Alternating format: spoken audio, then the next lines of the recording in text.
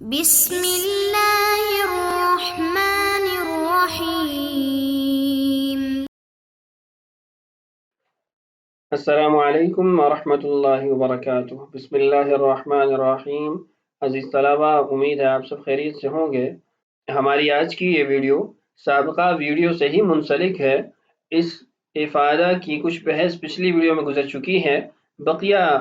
بحث انشاءاللہ آج ہم پڑھیں گے۔ قبل اس کے کہ میں آج کے سبق کی طرف بڑھوں، سابقہ سبق کا خلاصہ عرض کر دیتا ہوں تاکہ بحث کی بنیاد آپ کے ذہن کے اندر موجود ہو اور اسی بنیاد پر آج کی اس بحث کو اور اس عبارت کو ہم سمجھ سکیں۔ پچھلی ویڈیو کے اندر ہم نے افادہ نمبر 7 کا کچھ حصہ پڑھا تھا۔ اس کے اندر یہ بات آئی تھی کہ جمع مذکر غائب اور جمع مذکر حاضر اور واحد مؤنث حاضر، یہ تین صیغے فعل مضارع کے جب ان کے ساتھ نون ثقیلہ آ جاتا ہے تو ان سے واو اور اگر یا ہے تو یا حذف کر دی جاتی ہے۔ پھر اس پہ بات ہوئی تھی کہ یہ واو اور یا کیوں حذف کی جاتی ہے، تو اس میں دو مسلک تھے۔ ایک بصریین کا تھا، ان کے نزدیک واو اور یا کو اس لیے حذف کیا جاتا ہے کہ اجتماع ساکنین ہو جاتا ہے کہ واو اور یا ساکن اور نون ثقیلہ کے اندر ایک نون ساکن ہے، جبکہ اس کے برعکس کوفیین کا مسلک تھا کہ وہ کہتے ہیں کہ اجتماع ساکنین کی وجہ سے یہاں پر حذف نہیں ہے بلکہ اجتماع ثقیلین کی وجہ سے ہے۔ دو ثقیل کلمات،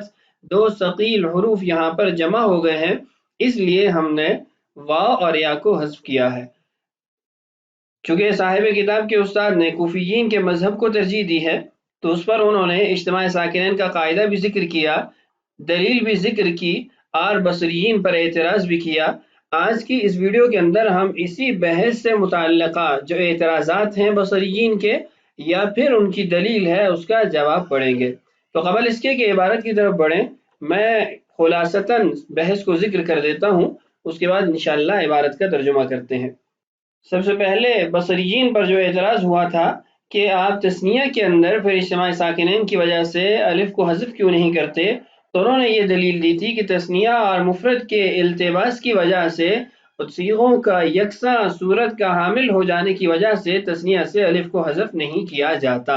یہ بصریین نے دلیل دی تھی۔ اس دلیل پر اعتراض یہ کیا گیا اور جواب یہ دیا گیا کہ ایسے تو بہت سے صیغے ہیں جہاں التباس کا اندیشہ ہوتا ہے۔ مثلاً تدعینا مجہول کا ایک صیغہ ہے جو واحد مؤنث حاضر اور جمع مؤنث حاضر دونوں کے لیے استعمال ہوتا ہے۔ اس طرح اور بہت سارے صیغے ہیں جو یکساں صورت کے حامل ہوتے ہیں، دو مختلف حالتوں کو بیان کر رہے ہوتے ہیں، لیکن وہاں پر تو التباس کے اندیشے سے آپ تعلیل کو نہیں روکتے، تعلیل کو ختم نہیں کرتے، آپ صیغے کے اندر کوئی ایسی امتیازی تبدیلی نہیں لاتے جس سے وہ التباس ختم ہو جائے۔ اور ایسے ہی اب ناقص، مکسور العین اور مفتوح العین، مجرد اور مزید کے صیغوں کو دیکھ لیجئے، وہاں پر بھی تو التباس سے کسی طریقے سے بچا جا سکتا تھا، آپ کہیں تعلیل کرتے کہیں تعلیل نہ کرتے۔ تو جب وہاں پر التباس کے اندیشے سے تعلیل کو نہیں چھوڑا جاتا تو یہاں پر بھی التباس کے اندیشے سے قاعدے کا اجرا نہ روکا جاتا تثنیہ کے صیغے کے اندر۔ اس پر پھر اعتراض یہ ہوتا ہے کہ تثنیہ اور مفرد میں چونکہ عدد کا فرق ہے،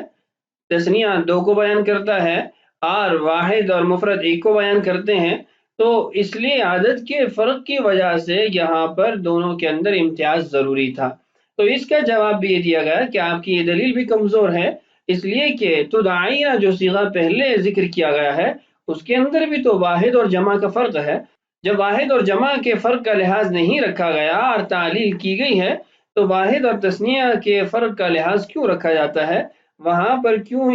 امتیازی حیثیت دی جاتی ہے۔ اس کے بعد ایک الزامی جواب، بالفرض آپ کی بات اگر مان بھی لی جائے تو سوال یہ ہے کہ کیا التباس کے اندیشے سے اجتماع ساکنین میں حذف چھوڑا جا سکتا ہے؟ تو اگر آپ کا جواب اس بات میں ہے کہ ہاں چھوڑا جا سکتا ہے تو خفیفہ کے جو تثنیہ کے صیغے ہیں ان کو کیوں ختم کیا گیا؟ خفیفہ کے صیغے بھی پھر جاری ہونے چاہیے کہ وہاں پر بھی اجتماع ساکنین ہو سکتا ہے، التباس کے خدشے سے ہم وہاں پر صیغے کو برقرار رکھ سکتے ہیں اپنی اصلی حالت کے اندر۔ اگر آپ کا جواب نفی میں ہے کہ اجتماع ساکنین کا حذف نہیں چھوڑا جا سکتا التباس کے اندیشے سے، تو پھر ثقیلہ کے تثنیہ کے صیغوں کے اندر آپ نے کیوں حذف نہیں کیا؟ تو دونوں صورتوں میں اس بات کے جواب میں بھی آپ لاجواب ہوں گے اور نفی کے جواب کے اندر بھی آپ سے کوئی جواب نہیں بن پائے گا، کہیں کوئی صورت آپ کو نہیں مل سکے گی۔ اس جواب پر مزید ایک اعتراض یہ ہوتا ہے کہ اگر ثقیلہ کے صیغوں میں بھی تثنیہ کے صیغے نہ ہوں تو پھر تاکید کیسے پیدا کی جائے کہ خفیفہ کے صیغے پہلے نہیں ہیں، آپ ثقیلہ کے صیغے بھی ختم کر رہے ہیں، تو پھر آپ اگر تاکید کے ساتھ کسی چیز کو بیان کرنا چاہتے ہیں تو تثنیہ کے صیغوں میں تاکید کیسے لائیں گے؟ تو اس کا جواب یہ ہے کہ تاکید کے لیے دیگر طریقے بھی تو استعمال ہو سکتے ہیں، آپ دیگر الفاظ کی مدد سے بھی تاکید لا سکتے ہیں۔ مثلا آپ اس میں تفضیل کے صیغوں کو ہی دیکھ لیجئے کہ جب آپ دو چیزوں کے درمیان مقارنہ اور تقابل کرنا چاہتے ہیں تو آپ اس میں تفضیل کا صیغہ استعمال کرتے ہیں، لیکن اس میں تفضیل کے صیغے کے اندر شرط ہم نے یہ پڑھی تھی کہ اس میں تفضیل کا صیغہ رنگ کے معنی کے لیے استعمال نہیں ہوگا،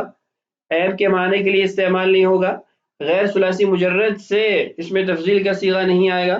تو وہاں پر بھی تو یہ پریشانی تھی کہ جب رنگ اور عیب سے یا غیر ثلاثی مجرد سے آپ اس میں تفضیل لانا چاہ رہے ہیں، آپ دو چیزوں میں مقارنہ کر کے ایک کی ترجیح بیان کرنا چاہ رہے ہیں، تو آپ کیا کریں گے؟ تو وہاں پر ایک نیا طریقہ یہ جاری ہوا کہ آپ مصدر منصوب لائیں، اس سے قبل اشد لائیں تو آپ کو معنی حاصل ہو جائے گا۔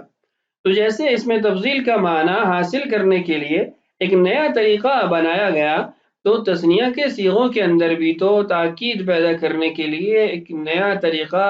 جاری ہو سکتا تھا، ایک نیا طریقہ اپنایا جا سکتا تھا۔ تو یہ کچھ اعتراضات اور جوابات ہیں، کچھ دلائل اور ان کا رد ہے۔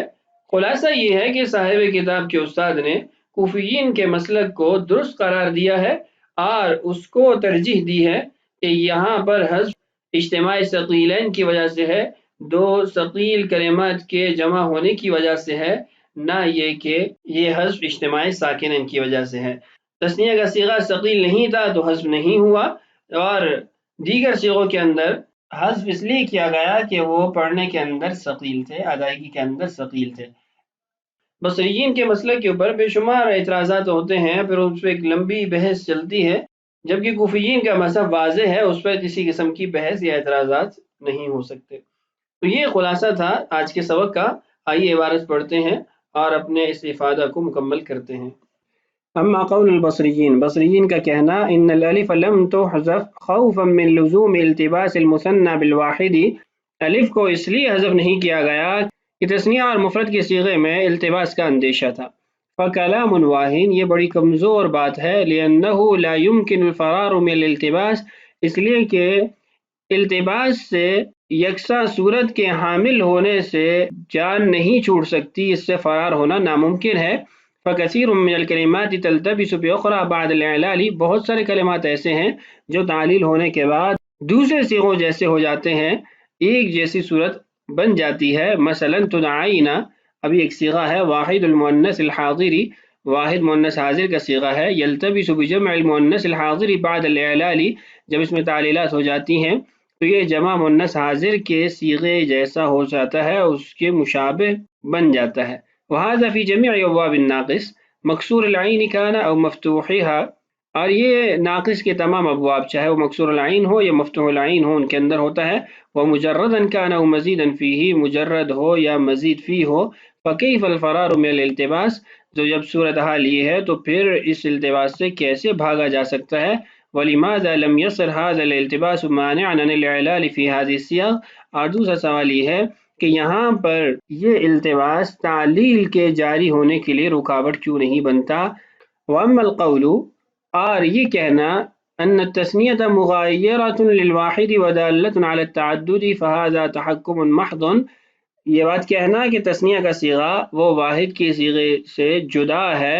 دونوں مختلف عدد پر دلالت کرتے ہیں، تو یہ بھی ایک محض بات ہی ہے، بے دلیل بات ہے۔ لأن الجمع ایضا هكذا، اس لیے کہ جمع کا صیغہ بھی تو ایسا ہی ہے کہ مختلف عدد پر دلالت ہے۔ فجواز الالتباس فی واحد وعدم جوازه فی آخر کیف یمکن، تو ایک کے اندر التباس کے اندیشے سے تعلیل کا چھوڑ دینا اور دوسرے کے اندر تعلیل کا جاری کرنا، یہ کیسے ممکن ہے؟ یہ سابقہ دلیل پر ہی اعتراض ہے اور اسی کے متعلق بات ہے کہ جمع اور واحد کا صیغہ وہ ایک جیسا ہے، تو تثنیہ اور واحد کا صیغہ پھر ایک جیسا کیوں نہیں ہو سکتا؟ وعلی سبیل التنزل، اور بالفرض آپ کی بات مان بھی لی جائے، آپ کی بات پر ہی آیا جائے، هل يجوز اجتماع الساکنین اجتنابا عن الالتباس ام لا، کیا اجتماع ساکنین ہونے کے باوجود حذف اس بنیاد پہ چھوڑا جا سکتا ہے کہ التباس کا اندیشہ ہے، التباس سے بچنے کے لیے؟ فلو كان الجواب بنعم، اگر آپ کا جواب اس بات میں ہے، ينبغي ان تأتي الخفیفة ايضا في التثنیہ، تو پھر تثنیہ کے صیغے یہ نون خفیفہ کے ساتھ بھی آنے چاہیے، وہاں پر بھی پھر اجتماع ساکنین ہونے دیا جائے۔ وإن كان الجواب بلا، اور اگر جواب نفی میں ہے، يلزم ألا يؤكد المثنى بالمثقلة ولا يصح أي منهما فهاتوا مخرجا، تو پھر نون ثقیلہ کے ساتھ تثنیہ کے جو صیغے ہیں وہ نہیں آنے چاہیے، اس لیے کہ وہاں پر بھی اجتماع ساکنین ہو رہا ہے، تو دونوں صورتوں کے اندر آپ کے پاس کوئی جواب نہیں بن پائے گا۔ آگے ایک اور اعتراض ہے، فَإِن قُلْتُمْ، اگر یہ تم کہو، إِنَّ الْخَفِيفَةَ لَا تَأْتِي فِي التَّثْنِيَةِ فَلَوْ لَمْ تَأْتِ الثَّقِيلَةُ أَيْضًا فَمَا سَبِيلُ تَوْكِيدِهِ، خفیفہ پہلے ہی تثنیہ کے صیغوں میں نہیں آتا، اور اگر جیسے آپ کہہ رہے ہیں کہ ثقیلہ بھی نہیں آئے تو پھر صیغے کی تاکید کیسے بیان کی جائے گی، صیغے کے اندر تاکید کا معنی کیسے لایا جائے گا؟ فَنَقُولُ، ہم کہیں گے، هَذَا الْقَوْلُ أَيْضًا ضَعِيفٌ جِدًّا، یہ بات بھی بہت کمزور ہے، لِأَنَّ التَّأْكِيدَ لَيْسَ بِمُنْحَصِرٍ فِي النُّونِ فَقَط، اس لیے کہ تاکید نون ثقیلہ اور خفیفہ میں منحصر نہیں ہے، بل يمكن التاکید بطریق آخر ايضا، اور طریقوں سے بھی تاکید کو بیان کیا جا سکتا ہے۔ اس پہ آگے ایک دلیل دی گئی ہے، الا ترى، کہ آپ دیکھتے نہیں، ان اسم التفضیل لا يأتي من لون وعیب ومن غیر الثلاثی المجرد، آپ دیکھتے نہیں ہے کہ اس میں تفضیل کا صیغہ یہ رنگ اور عیب کو بیان کرنے کے لیے نہیں آتا، غیر ثلاثی مجرد سے بھی نہیں آتا، تو پھر ان صورتوں میں کیا کیا گیا؟ فَإِنَّهُمْ اخْتَرَعُوا لَهُ طَرِيقًا ثَانِيًا، ایک نیا طریقہ ان کے لیے وضع کیا گیا، ایک نیا طریقہ ایجاد کیا گیا، اور وہ طریقہ کیا تھا؟ الاتیان بلفظ اشد فی بدایت مصدر منصوب، نسبی حالت کے اندر مصدر لایا جائے اور اس کی ابتدا میں اشدو کا لفظ استعمال کیا جائے۔ من ای فعل اذا شئت اسم التفضیل منہ، آپ جس فعل سے بھی اس میں تفضیل کا صیغہ لانا چاہیں تو مصدر منصوب لائیں اور اس سے قبل اشدو کا صیغہ لائیں تو آپ کو معنی حاصل ہو جاتا ہے۔ تو خلاصہ کیا ہوا کہ صیغے کی تاکید بیان کرنے کے لیے اور بھی طریقے ہو سکتے ہیں، جیسے اس میں تفضیل کے معنی کو ادا کرنے کے لیے ایک دوسرے طریقے کو استعمال کیا گیا۔ آخر کے اندر بحث کا خلاصہ ہے، وبالجملتی، خلاصہ یہ ہے، ما ذهب الیہ الکوفیون من ان حذف الواو والیاء قبل النون الثقیلۃ انما هو لاجتماع الثقیلین، خلاصہ یہ ہے کہ کوفیوں کا جو مذہب ہے، جو مسلک ہے، کہ واو اور یا نون ثقیلہ سے پہلے جو حذف کیے جاتے ہیں یہ اجتماع ثقیلین کی وجہ سے ہے۔ هذا واضح جدا لا غبار علیہ، یہ بالکل واضح بات ہے، کسی قسم کا خفا اس کے اندر نہیں ہے۔ وما ذهب إليه البصريون من أن حذفهما لاجتماع الساكنين فهو مخل جدا ولا يكاد أن يصح بوجه من الوجوه، بصریین کا جو مذہب ہے کہ اس کا حذف وہ اجتماعی ساکنین کی وجہ سے ہے، تو یہ ایسی بات ہے کہ جو بہت زیادہ خلل پیدا کر دیتی ہے، بہت زیادہ اشکالات پیدا کر دیتی ہے، اور کسی بھی راستے سے یا کسی بھی ذریعے سے یہ بات درست ثابت نہیں ہو سکتی۔ تو یہ تھا بیان کہ نون ثقیلہ اور نون خفیفہ کے ساتھ واو اور یا کو کیوں حذف کیا جاتا ہے بعض صیغوں کے اندر۔ اس کے بعد آخر کے اندر کچھ سوالات ہیں اس فاتحہ سے متعلق، میں صرف سوالات پڑھ دیتا ہوں، جوابات تفصیل کے ساتھ گزر چکے ہیں۔ الاسئلۃ للمناقشۃ فی الافادۃ السابعۃ، بین الاختلاف بین البصریین والکوفیین فی اسقاط الواو والیاء مع ذکر ادلتہما، بصریین اور کوفیین کا جو اختلاف ہے واو اور یا کے حذف ہونے میں، اس کو دلائل کے ساتھ ذکر کیجیے۔ کما علمت ان الاستاذ مع الکوفیین فاذکر اعتراضہ علی البصریین، جیسا کہ آپ جان چکے ہیں کہ استاد جو صاحب الموسیقہ کے استاد ہیں وہ کوفیین کے مذہب کو ترجیح دیتے ہیں، تو جو بصریین پر انہوں نے اعتراضات کیے ہیں اس کو ذکر کیجیے۔ ما هو القانون المذکور لاجتماع الساکنین بین نواحیہ جمیعہا، اجتماع ساکنین کا جو قاعدہ سبق میں گزرا ہے اس کو ذکر کیجیے اور اس کے تمام پہلوؤں پر روشنی ڈالیے۔ ماذا اجاب الکوفیون عن دلیل البصریین بانہ یلزم الالتباس، کوفیین نے بصریین کی اس دلیل کا کیا جواب دیا کہ التباس لازم آتا ہے، التباس کا اندیشہ ہوتا ہے۔ آخری سوال ہے، ان الخفیفة لا تأتی فی التثنیہ فلو لم تأتی الثقیلة ایضا فکیف یکون التاکید للتثنیة، ماذا اجاب الکوفیون عن هذا السؤال، کہ خفیفہ بھی نہیں آتا تثنیہ کے صیغوں میں اور ثقیلہ بھی اگر تثنیہ کے صیغوں میں نہیں آئے گا تو پھر تثنیہ کے صیغوں میں تاکید کیسے پیدا کی جائے گی؟ بصریین کے اس سوال کا کوفیین کی طرف سے کیا جواب دیا گیا اس کو ذکر کیجیے۔ تو یہ تھا ہمارا افادہ نمبر 7 جس کو ہم تفصیل کے ساتھ پڑھ چکے ہیں۔ اگلی ویڈیو میں انشاءاللہ ایک نئی بحث شروع ہوگی۔ اللہ تعالیٰ سے دعا ہے اللہ تعالیٰ ہمارے لیے اسباق کی تکمیل آسان فرمائے۔ اللہ تعالیٰ ہم سب کا حامی و ناصر ہو۔ السلام علیکم ورحمۃ اللہ وبرکاتہ۔